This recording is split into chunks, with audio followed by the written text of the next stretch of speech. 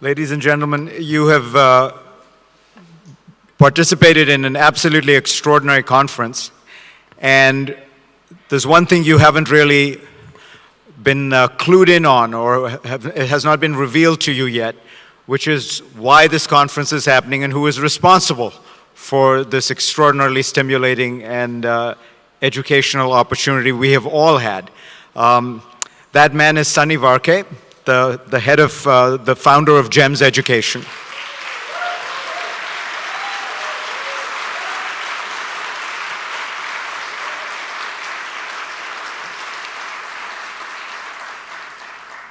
He has founded GEMS Education, of course, but his foundation, the Varkey GEMS Education Foundation, also does extraordinary work, particularly in teacher training. But I think that the most distinctive feature about Sunny is his extraordinary ambition and vision.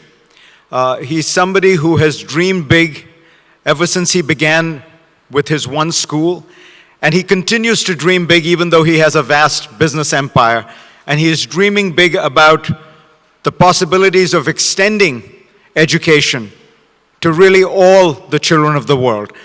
You know, earlier his foundation announced that they were essentially creating a Nobel Prize in education, a $1 million prize to be given to the best educator of the year. And the nominations are going to begin, are being opened right now.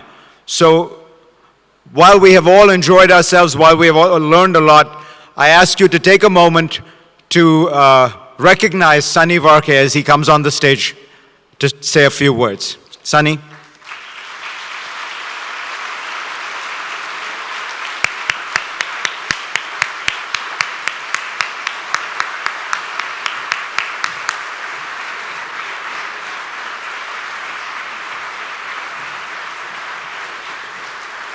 Thank you. Thank you. Thank you.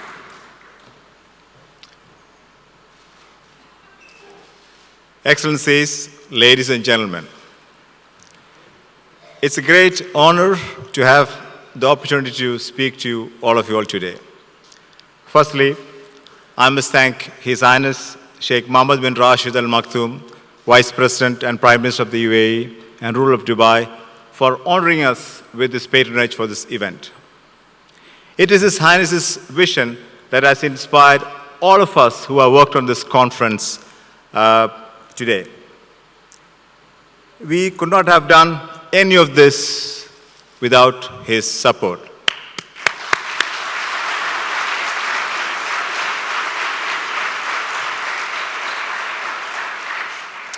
It was 5 years ago we first had the idea of this conference, the Global Education and Skills Forum.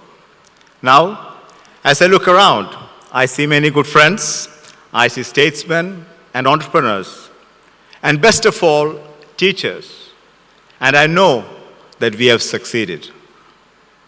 I would like to take this opportunity to thank all of you for traveling here from around the world, for sharing your ideas and experiences, for helping making this conference a catalyst for real and rapid change. Now, I have some small confession to make. I do not enjoy public speaking. In fact, I spent most of my life avoiding it. I'm only here because I have something very important to say, something that I'm very passionate about. My parents were both teachers. They came to Dubai in 1959 as immigrants from Kerala, South India. Along with many people who moved to Dubai at the time, they came because they had a dream.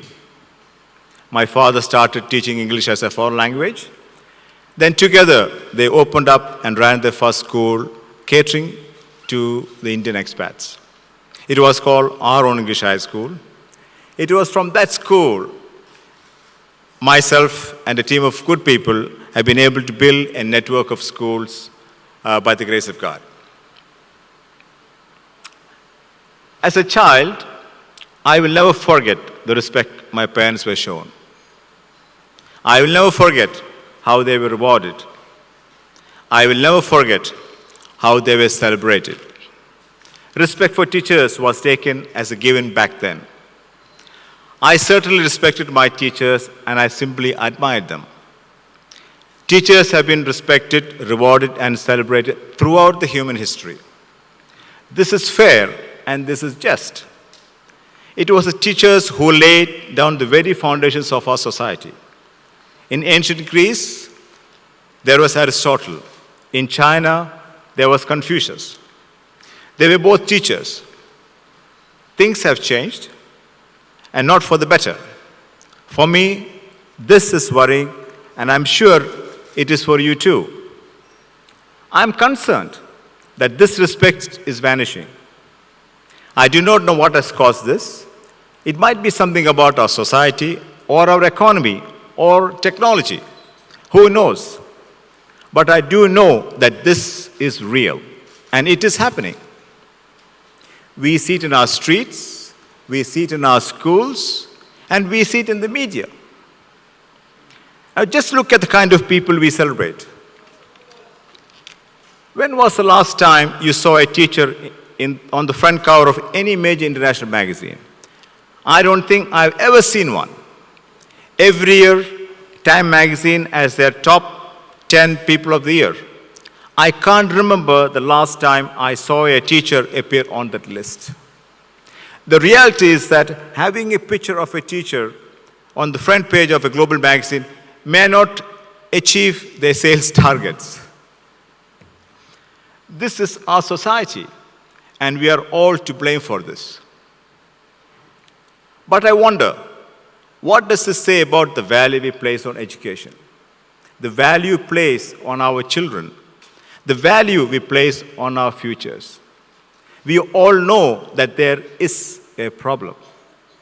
In fact, last year we commissioned the research into the status of teachers around the world. The study showed that there is still a great respect for teachers in some parts of the world, like China, South Korea, and Singapore. But it also showed that in other parts of the world, respect was much lower. My fear is that the problem is going to go from bad to worse. I believe respect for teachers is falling at just the moment when the importance of teachers is growing. The world needs great teachers to grow great minds.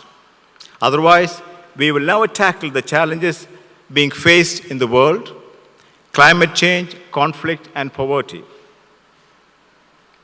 Human civilization only moves forward because hardworking and committed teachers are there behind every scene, pushing people on, cajoling, guiding, pointing the way forward. There was a teacher behind every great inventor, every great philosopher, every great idea in history. Michelangelo, Shakespeare, Nelson Mandela, Mahatma Gandhi, Bill Gates, Steve Jobs. All great and fiercely independent minds, but all nurtured and inspired early in their lives by great teachers. When I talk to teachers in my schools, they often tell me about what they call magic moments. They tell me these magic moments are what they strive for. They are the things that every teacher desires to achieve. These are the moments when a child's eyes light up, their curiosity has been sparked, they have a burning desire to find out more. That's when a teacher knows that they have done a good job. I said, I want to see these magic moments. The teacher says, but you can't, Mr. Varkey. The pupils act differently when you are in the room. So now I spy on these lessons. And just now and then, I witness one of those magic moments myself. And I see we have lit the spark of curiosity, which we must then fan and build up to grow the children who can help solve the challenges of the world. We all want our society to move forward. We must hear this moral calling. All of us care about education, care about creating a peaceful world. We must work together and do whatever it takes to put the importance of teachers at the forefront. Excellencies, ladies and gentlemen, that's why we have created $1 million prize to find the greatest teacher in the world.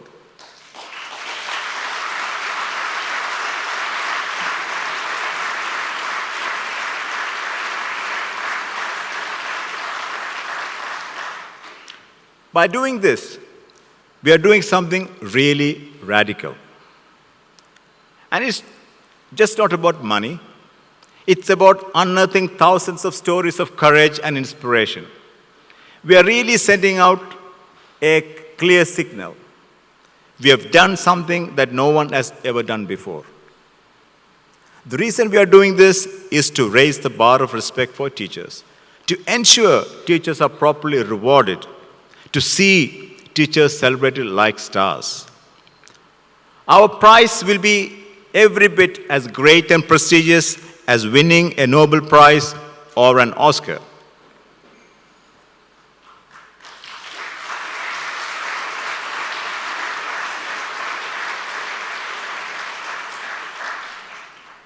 And my hope is that the children from around the world will watch the ceremony in remote villages and towns, in big cities, from Dubai to Dublin, from Los Angeles to Lima, from Moscow to Mumbai. I want to excite and inspire them like Hollywood movies. I want the brightest and the best students dreaming of becoming brilliant teachers. That's how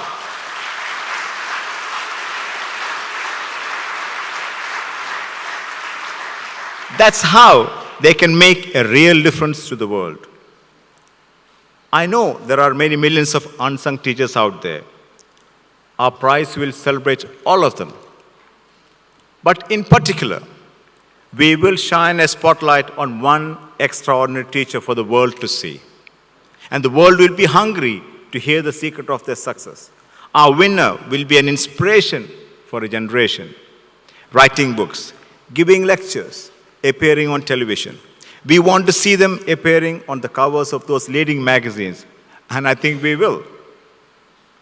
Now look, I don't think it'll be easy to raise the bar of respect for teachers. I know this won't happen overnight. It takes a long time to change attitude and perceptions.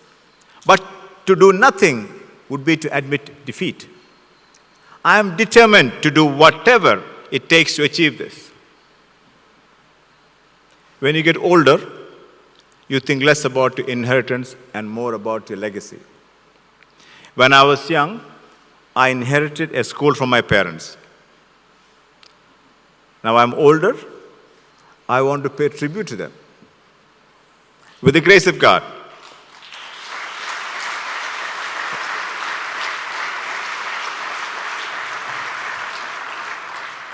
With the grace of God, I want to see teachers properly respected, rewarded, and celebrated across the world.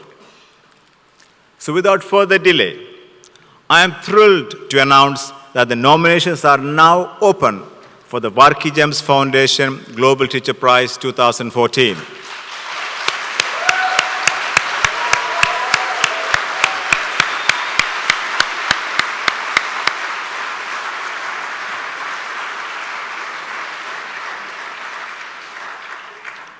I'm especially grateful to His Highness and to President Clinton for the support they have given to the prize and to this grand initiative.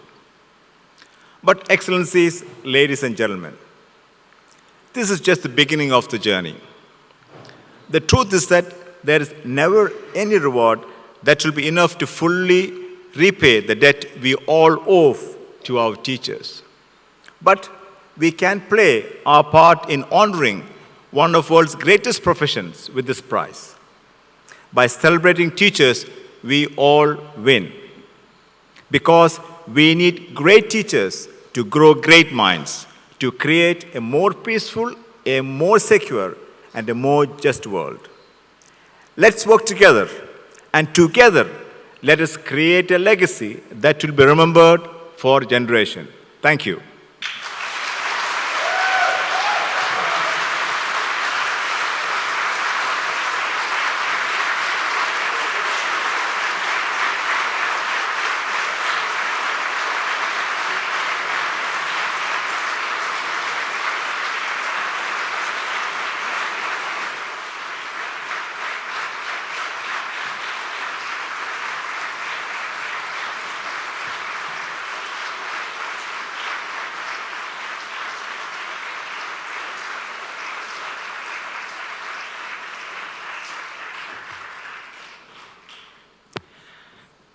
If I could ask the panelists for the final panel to come up on the stage. I have one thought after listening to Sunny's remarkable speech, which is that teaching it's strange that we do not value the one profession that makes all other professions possible. If you think about it, teaching is the profession that makes every other profession possible, and yet it is the one perhaps least valued among these professions that we talk about.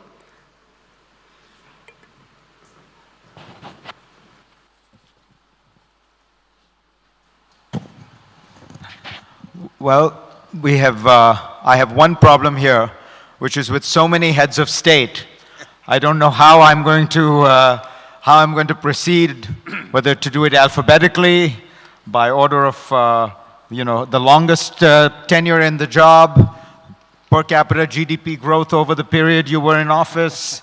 But instead, what I'm going to do is follow an age-old chivalrous principle and begin with the one lady we have, and then move on somewhat randomly. What I thought we'd do, we have such an extraordinary opportunity here to talk about so many different things. And I was looking at the extraordinary group of people we have here. And I noticed that everyone here, and George Papandreou pointed this out to me, has lived under a closed political regime at some point, and then presided over a democratic system. And many of you come from southern, central Europe, Central Asia. There is a geographic reality here, the one exception, of course, being Chile. But Chile is such an exception wherever it is, because of its extraordinary growth over the last 25 years. People often call Chile an East Asian country that happens to be in Latin America because of its achievements. But I thought what we'd start with, if we may, with the former president of Kyrgyzstan, Rosa Otunbayeva. Rosa, tell us what it feels like in terms of the challenge for people living in a place that's not just closed politically, but closed off from the world in some ways. Sometimes might feel not at the center. How did you look at the world, and how do you stay connected? Farid, you are the most famous anchor of the most popular TV, and please do not think that we are out of touch. In opposite, my country is sandwiched between Russia and China. We are just in the center of the Eurasia. And I just want to tell you how tired we are from this transition. And all of us, we've heard yesterday what Mr. Clinton was telling about Ukraine. And in 2010, exactly the same sort of line of events happened in my country. 2010 and 2011, we fixed this situation. We have changed our constitution. And we went from the presidential to the parliamentary form of governing of my country. And tiredness from transition is in the fact of deterioration of education, of social our situation. And it's very sad to see how what a good education we used to have in Soviet days. And then education was falling down and down. And in my country, for example, we face such a problem that only 15% of children, they are prepared to go to school. But literacy, thanks God, is high. When I keep here for the day before, my Afghan sister, she said more than 90% of women are illiterate. No, it is not the case in my country. We have literate population, but we have all this problem of transition, like migration, heavy migration from every country of the former Soviet Union, and so there are problem of education of those migrants going to Russia, either to Middle East and other parts of the world. And certainly we have the problems of girls also. So with this regard, I would say, yes, you are right. Please don't forget about our area, Central Asia, which is about 60 million population, which needs also world attention. And all of us, we inspired, we got the seeds of inspiration from this conference. And I must tell you that Mr. Varkey, who is really, to my mind, is today like Bill Gates of education in this part.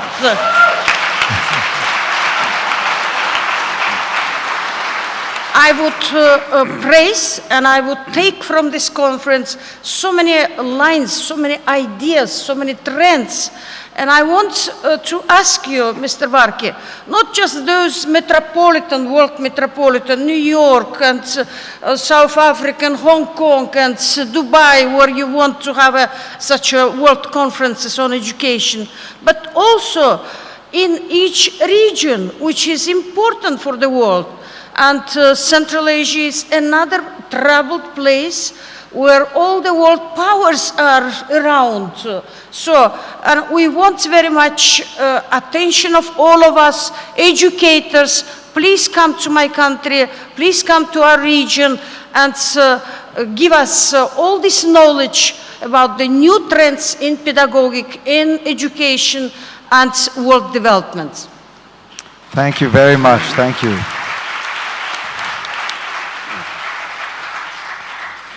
You know, you're right that you are sandwiched between two very large countries, and there's a saying in India about this, with countries that are close to India and China.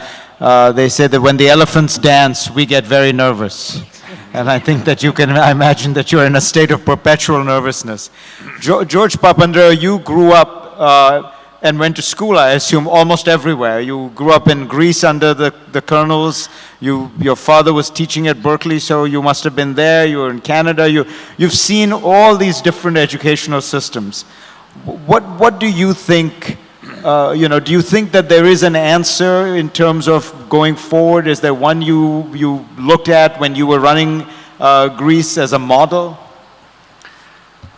Well, I was faced with a major crisis then, as you know, and we were like a ship which was on an odyssey with holes in it, and we were bailing out water, but as every day, and at the same time, we had to think of reorganizing the whole ship and the machine and so on. And these two things together were very difficult, to do reforms on the one hand, but on the other hand, do the day-to-day cuts and austerity. And we've talked about this, Fareed, in the past. But I really believed in education. I'm so happy to be in this conference here, because education for me and being in this community is sort of a breath of fresh air. And I thank Mr. Varkey for this, because I linked education with democracy. I lived, as you said, in many countries. I went to 8 different schools in 12 different years in 3 different languages. And I saw in Greece a system where it was, because of the authoritarianism, both before and during the dictatorship. I remember when I was a quite quiet boy, and at the end of the school year, a professor pulled me up to the front, and a teacher pulled me up to the front, and he said, "I haven't beaten you up this year." And he beat me up in front of the class. And then I left and I went to Sweden as a refugee. And somewhat fearful, I put my hand up and I said to one of the professors, one of the teachers, I wanted to ask a question, which was bold enough coming from that kind of a system. I said, "Sir," and he looks at me and says, "My name isn't Sir, my name is John. Call me John." So immediately I realized that an educational system can be authoritarian, or it can be liberating. It can liberate the potential. And that's what I think democracy is linked with education in many ways.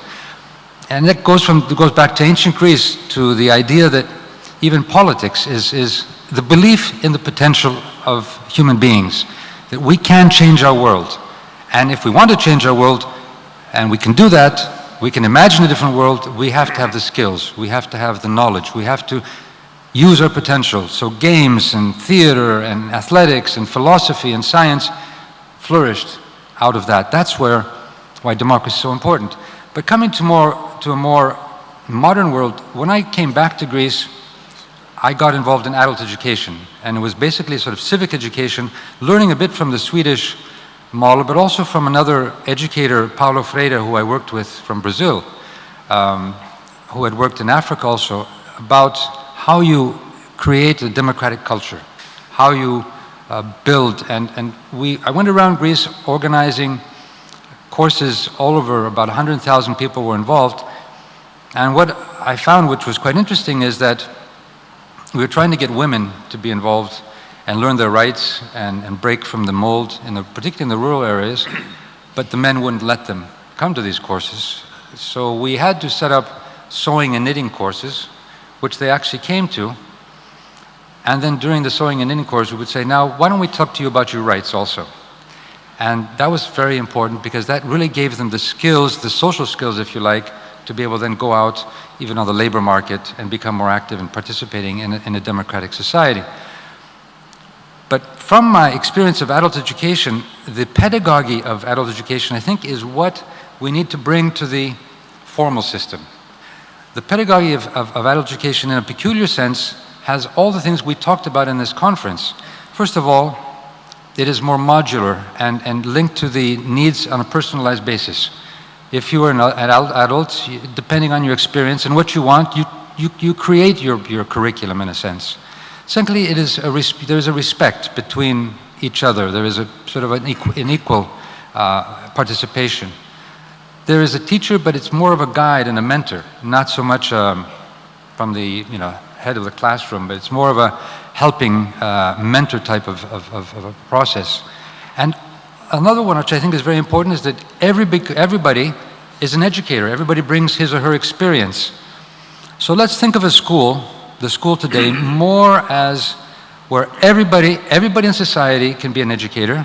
Every institution, whether it's government, whether it's NGOs, whether it's private sector, becomes a learning organization, and the school becomes more of an organizer of the resources of knowledge, organizer of resources of education. At the local level, they can bring in the local people from local community, the teachers also, but it could be an archaeologist in Greece, or a person working in the hotel sectors, the tourism sectors, or in the green energy sector, or the shipping sector. But it also could be using the commonwealth that we have now of global knowledge. So I think that this is from my experience, and that was, as a Prime Minister, what I wanted to do is open up the system so it can really be moving from a more hierarchical, authoritarian system, which has its background in a not only industrial world, but very much an authoritarian world, into a much more open, liberating educative system, which gives great potential, empowers our citizens to be active not only in jobs, but in public life and participation, in creativity, in a more general sense. That's a fascinating point you make about the importance of creating this sense of liberation. And I think that also the sense of skepticism and questioning. So that one of the things that I find that is most different between the kind of Asian educational systems and Western ones, and the American is in a sense the extreme here, is the degree of deference to the teacher. And I think it's a balance where you want the teacher to be given respect, but you also want the teacher's ideas to be contested, to be challenged. I remember reading somewhere that Niels Bohr, the great scientist, every time he would begin a lecture, he would begin it by saying, "Please remember, everything I am telling you is a provisional hypothesis that I am making. It may all be wrong." And then he would give his lecture.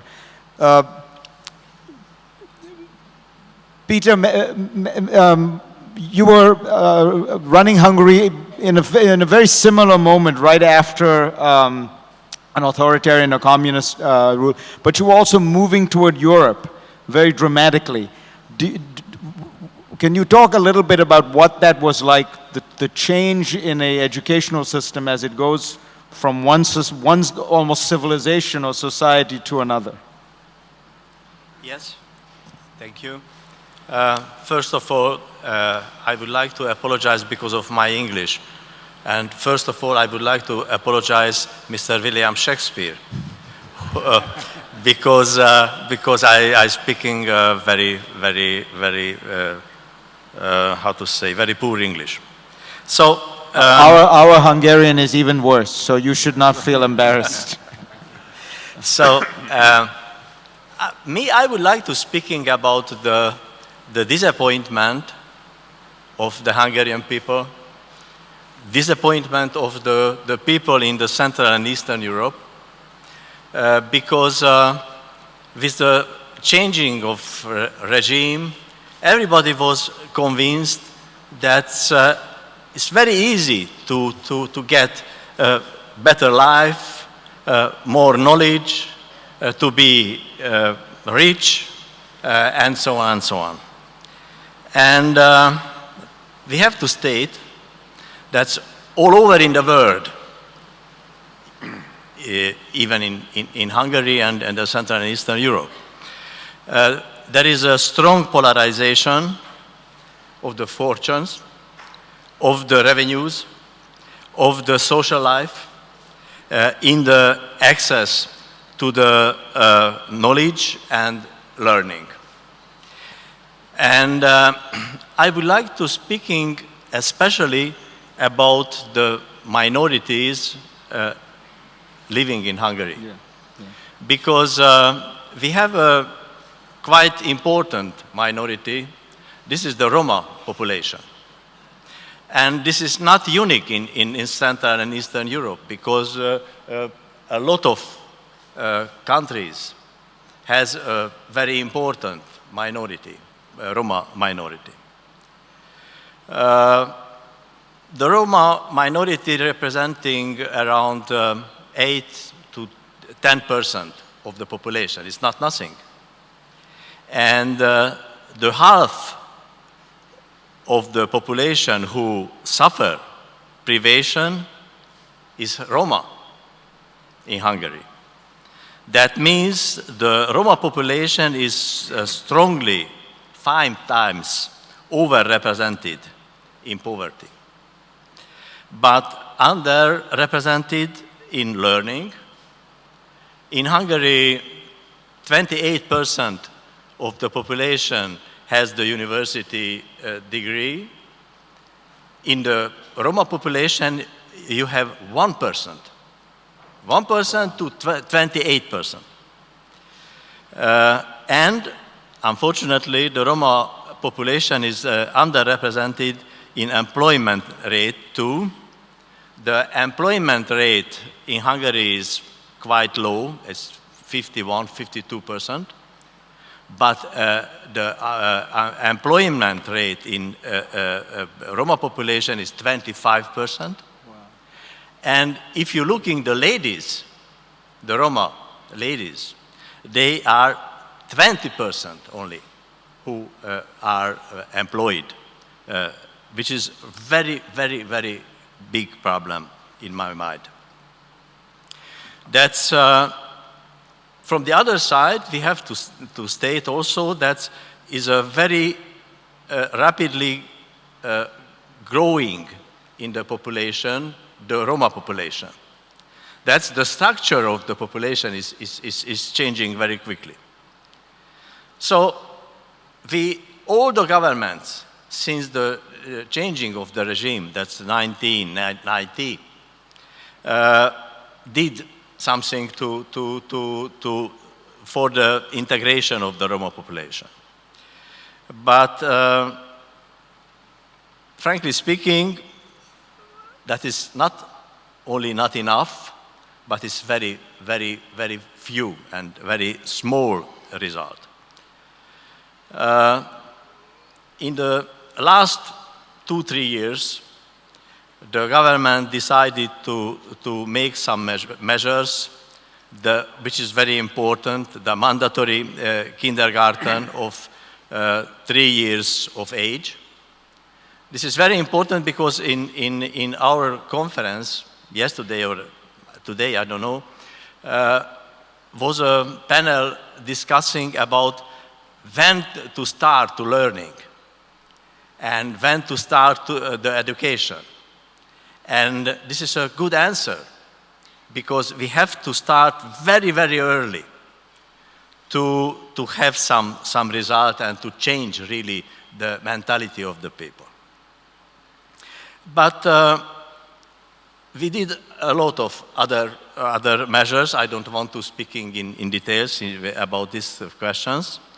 But from the other side, we decided also to make some punitive measures, for example, by cutting the families of benefits if children do not attend the school, which is very important. Maybe I see, Mr. Zakaria, you thinking about this is good or not. We're thinking too. But finally, I think without this, it's very difficult to get some result. But we have to move much, much faster.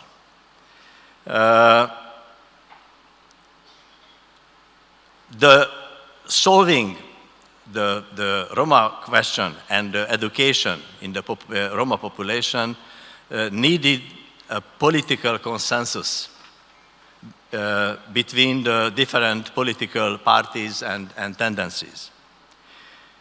We have to do more for decreasing the strong social prejudice because there is a very strong present in Hungary, the prejudice to the minority, to the Roma minority.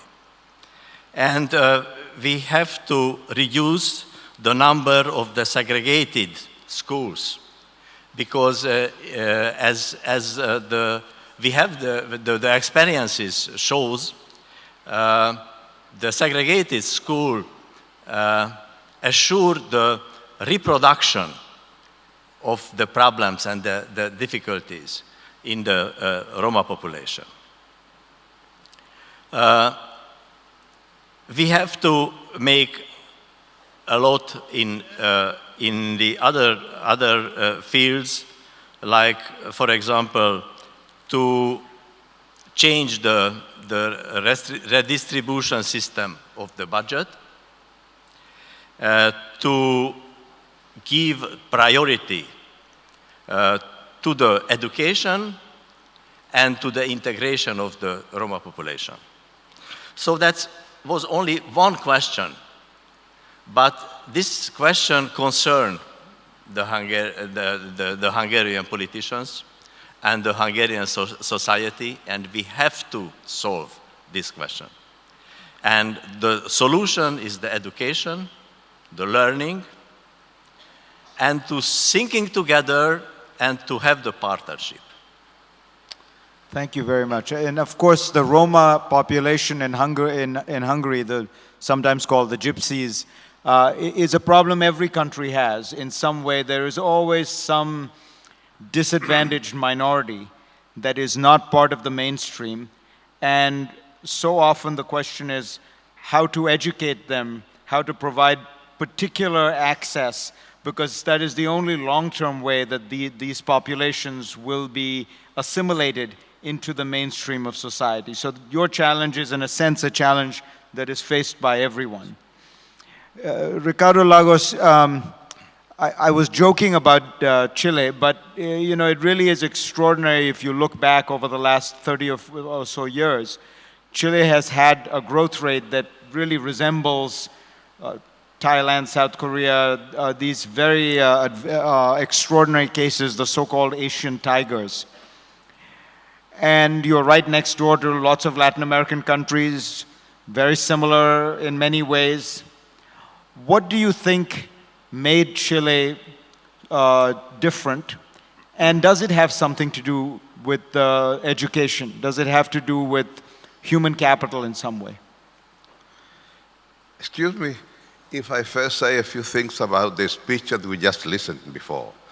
I think that Sunny and the way that he spoke about the teacher and how important is the teacher when we are talking about education and changes in education, he was referring to the most important task that we have. And I think that if he defined this conference as a catalyst for quick and rapid change, let me use my own experience in Chile with regard to that. Because I can tell you a success story, quote unquote. 25 years ago, we have 200,000 students in higher education. In today's Chile, 1,200,000 in just 25 years. And I came here and can say very proudly, look, of 10 university students, 7 is first generation in their families. Happy picture. Nevertheless,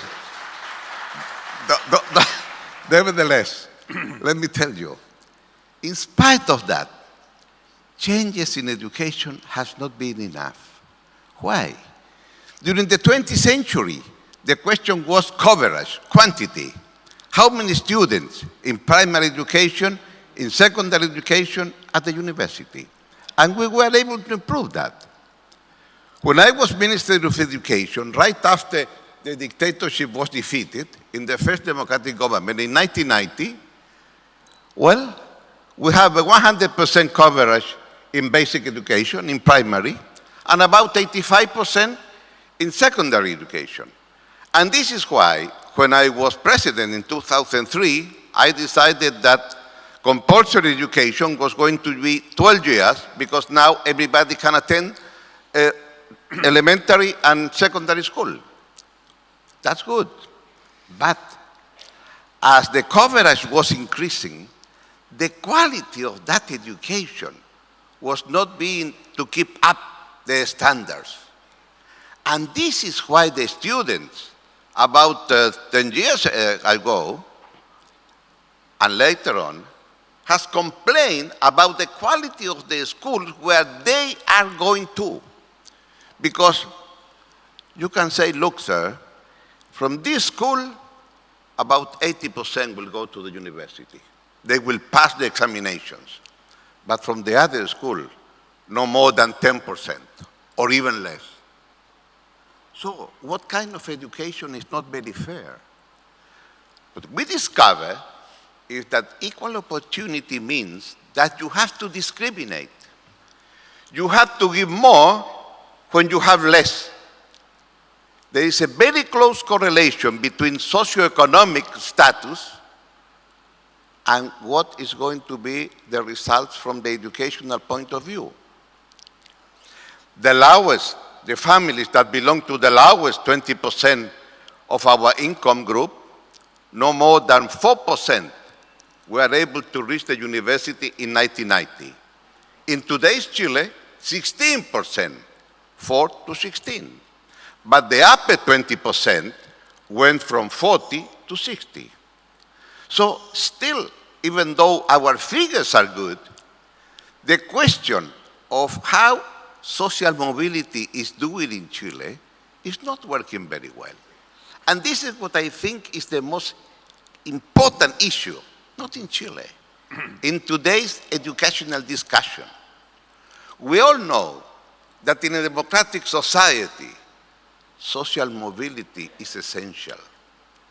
The story of what can accomplish in this country, the son of a migrant professor coming from India, is quite remarkable. The question is, this kind of success story, how many Chileans or how many Latin Americans can tell about? In other words, because you have been able to increase coverage, till what extent? And now we are very proud with so many Chileans going to university. But you have to pay for that, as I said before. And this is why students are on the street. And when you go to a street, this is very interesting. Students and their families that go to street to complain are not the lowest poor family, Because if you belong to those 16% of the lowest 20%, you get a scholarship. Who are going to the streets? Those that get a credit, and you have to pay for that, because the credit is inflation plus 6%, extremely high. And therefore, the big issue is now, Chile is better off. You can make a subsidy with regard to the rate of interest. But the big discussion is, how are you going to have an educational system that can guarantee social mobility in today's Chile? And no matter where you are born, you can accomplish the dreams that you have because you are living in a more inclusive society, in a society that has better cohesion. And this is why in today's Chile, the new administration, the question of educational reform is at the center. But then the question of how are we going to finance that reform is also at the center. And this is why then now we are talking about what kind of tax reform. There is no question that the private sector has an extremely important role to play. But be careful. If the private sector is only for profit, then they will be able to solve the issue of the highest population in Chile that can afford to pay for that.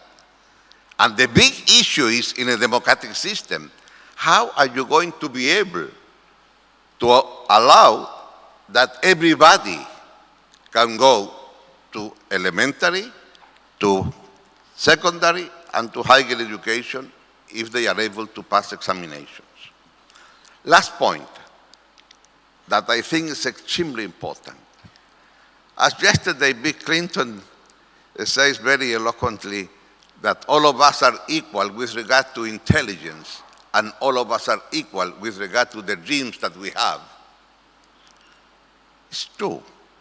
The problem is that all of us are not equal when we enter the first grade in primary school, because at that level, first year at primary school, when you are 6 years old, you are going to be different from the other kid, depending who went or who were not to a pre-basic school. And once that you discover that, then the big issue is how are you going to go to coverage to the kids from 2 to 6 years old? And let me tell you, this is crucial for a more democratic society. So it's not only a question of higher education, it's a question of the small kids and what kind of education, quote unquote, can have before they enter to the first degree in elementary school. Final point that I would like to make. In this discussion, in this 2 days discussion, I think that something very important when the discussion about the media, about the new technologies, how that can change. And this morning I learned in one of the panels that I attended that from the private point of view it was possible to give primary education for $6 a day. Wonderful. But at the same time, in some of the panel I learned that in Latin America, I had no idea about that, that because of the new computer system, the new mobile things, it's possible then to have 1 year at the university level online for $25 per month. That gives you an idea of the difference that we have, until what extent there is hope with regard to the future of education. Because at the very end, education is about making possible to guarantee that all human dignities have similar dignity because they are able to reach similar dreams, no matter where they were born. And at the very end, that means to have very clear what are going to be the different criteria to face these educational problems in changing societies like the one that we are living right now in this planet. Thank you, sir.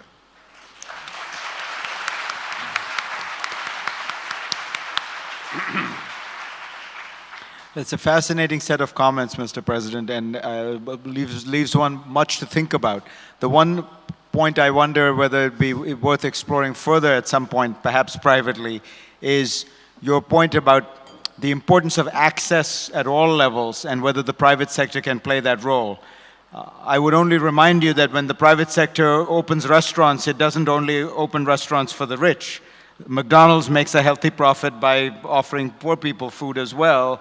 You can find in any business there are ways of catering at every level, and so I think we should, given that you agree that the needs are so great that we should have all elements of society involved, it'd be an interesting conversation. Excuse me, one point I didn't say very clear. Most of our enrollment increase at the university system is through the private sector and the private system. I see. Most of that. And that's part of the problem because you have to pay for that. So this is the discussion that we have. Yeah. But this is, as I'd like to say, look, the fact that we have university students in the street is much more important than not to have nobody on the street because those students enter the university and now they can complain. But it's better to have university students complaining than not to have university students. Let me put that way. And of course, university students have to complain at some level. Danilo Turk, Slovenia is another country in transition, breaking off from the former Yugoslavia, charting your own course. How important do you think, how important a role has education played? Because Slovenia is also a great success story.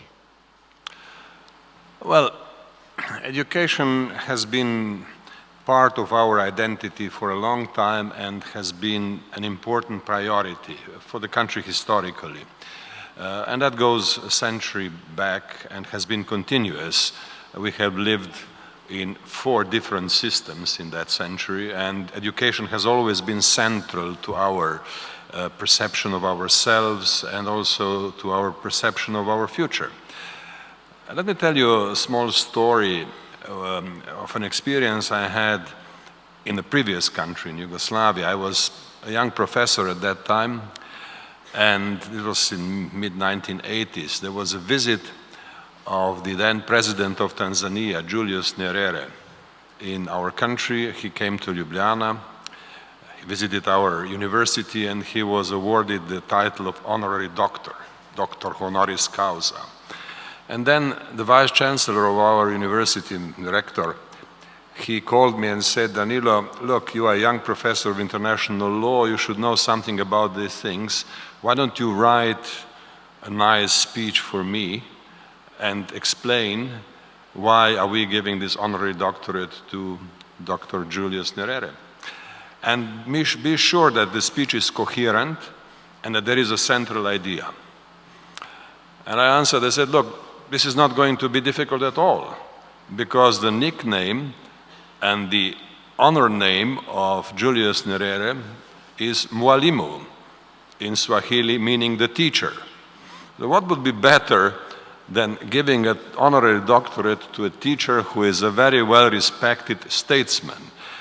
And you know, this corresponds to our perception of importance of teaching.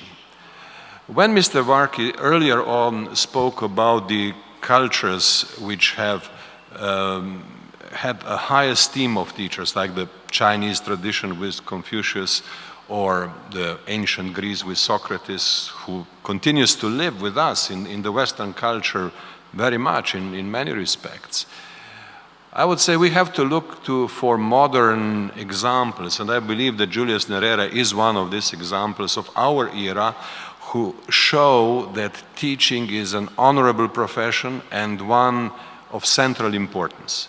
Now, in Slovenia, that would not be difficult to argue and it would be easily accepted.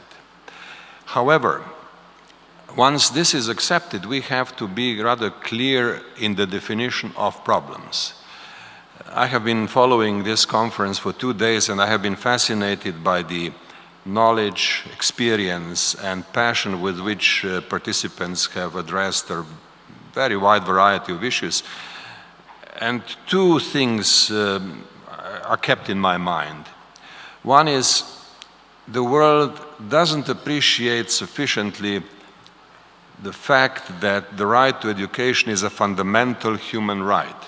When we talk about human rights, we normally talk about violations and we talk about political rights, but very seldom we talk about education. I think it has to be brought more to the center of the international discussion on human rights. And of course, whatever was said about 2015, the new development goals, is one of the vehicles with which we can achieve progress in that regard.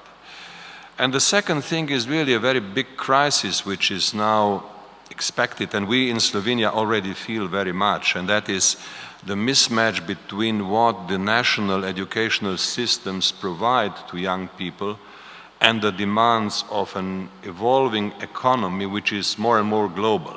So that mismatch creates a problem of which is sometimes called the technological unemployment, calling for really a fundamental rethinking, redefinition of educational systems, and also lifelong learning. And of course, we have heard much about that, so I'm not going to repeat that. From the Slovenian perspective, this is probably the most dramatic challenge that we now have. How to adjust our system.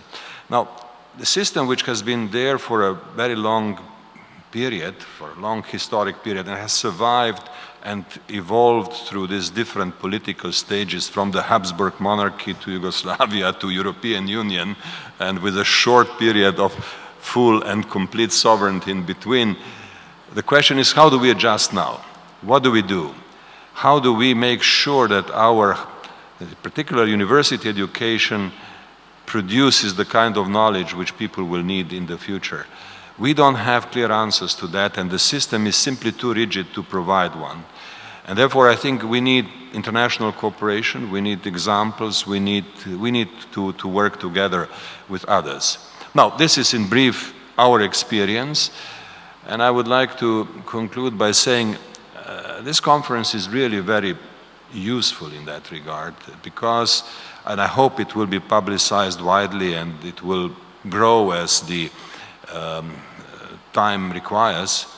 And I hope that next year, or perhaps a year later, after the new Millennium Goals are defined, there will be a greater sense of centrality of education in the global development. This is what I would say.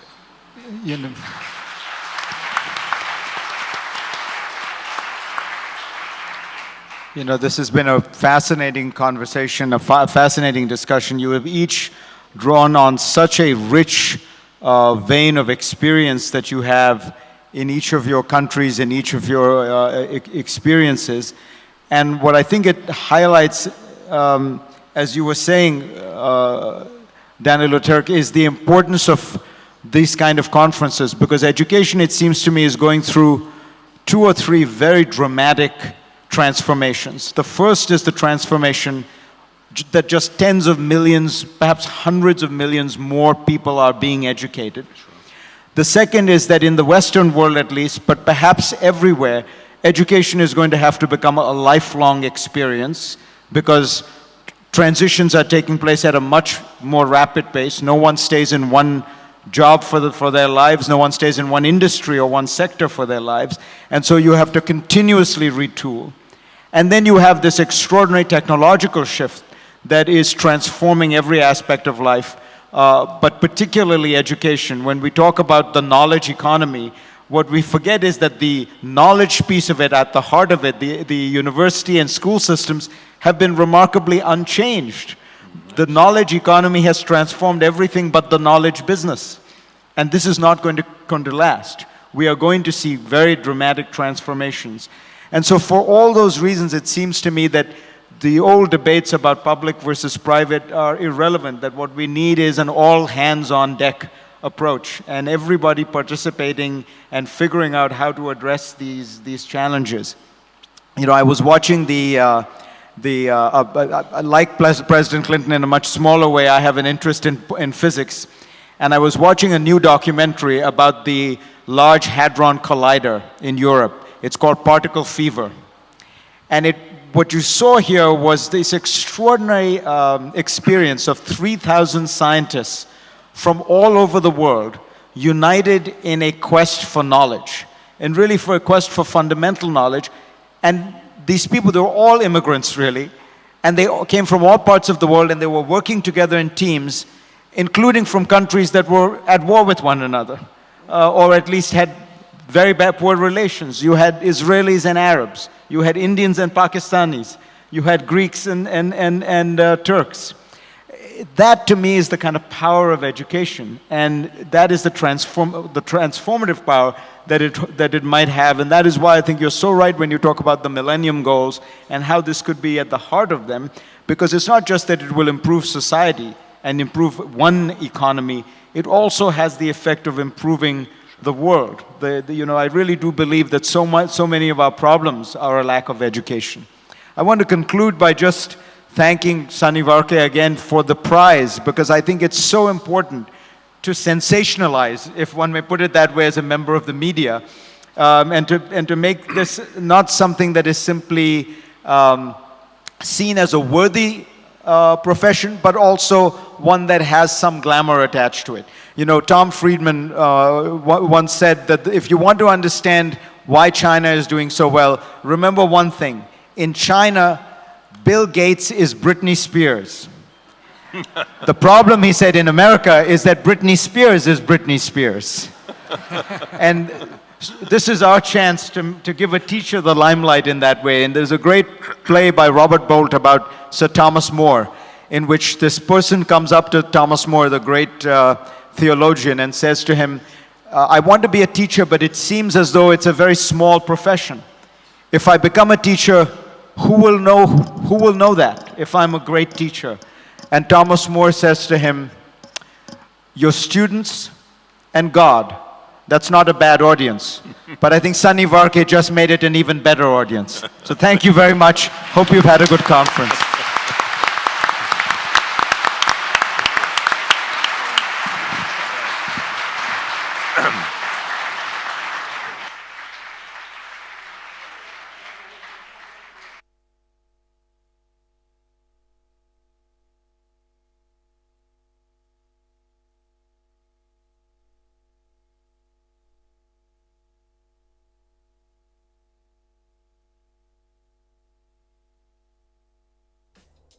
Ladies and gentlemen, I just want to request if you could stay seated. There is actually one more performance. If I can just again thank Fareed and our former heads of state. It has absolutely been a privilege to share this experience with you. However, as has become tradition with our forum, we wanted to end with a performance from our young people, from the young people who essentially exemplify the reason that we're here. We're here to secure their future. So, Excellencies, ladies and gentlemen, will you join me in welcoming to the stage our students?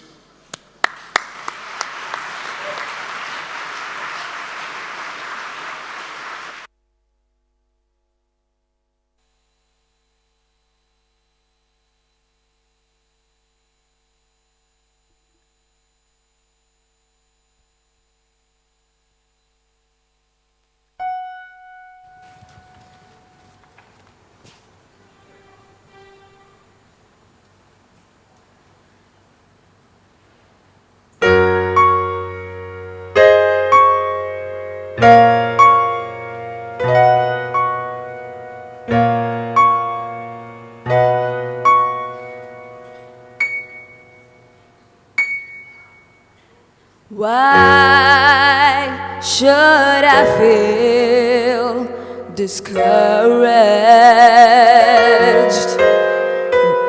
Why should the shadows come? And why should my heart feel lonely?